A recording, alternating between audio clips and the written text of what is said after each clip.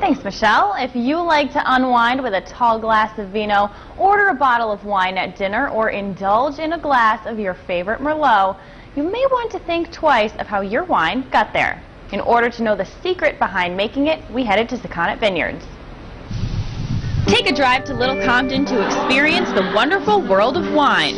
This 120-acre vineyard is home to over 55 acres of grapes, and its success has continued for over 35 years. We've planted new varieties, we've made new different kinds of wines. The idea of blends was something that we did with Elaine, who's been our winemaker. And the wine that's made at Sakonnet Vineyards comes in a wide variety. Some of our grapes are blends, which we do with our Petite Red and White and our Cock of the Walk Red and White, and some are what they call varietals, because it's all one grape, like Chardonnay and Cabernet Franc.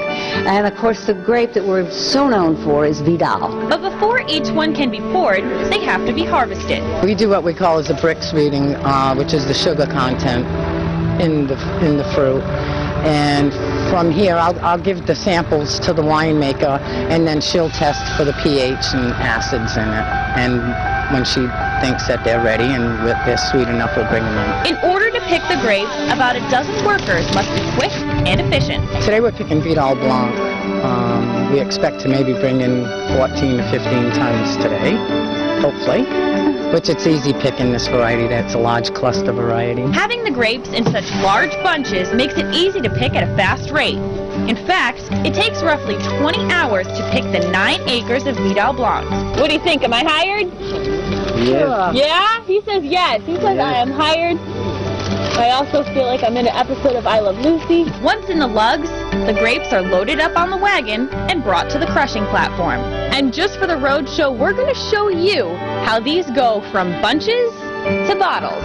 The grapes go through a pretty unique process in order to get as much juice as possible. And it's all monitored by Sakonnet Vineyards' own winemaker. The grapes come on to the platform, it goes through our crusher destemmer, and then the grapes, the skins, and the juice gets pumped directly into the press. So the press will run for a couple of hours, all the juice will be pressed out, and then we'll put it directly into a tank where it'll be settled, and then we'll rack it off, and that's when the yeast is added and wine will be on its way. Elaine has grown up in Rhode Island and has been with Sakonnet Vineyards for many years, and she sure knows her stuff.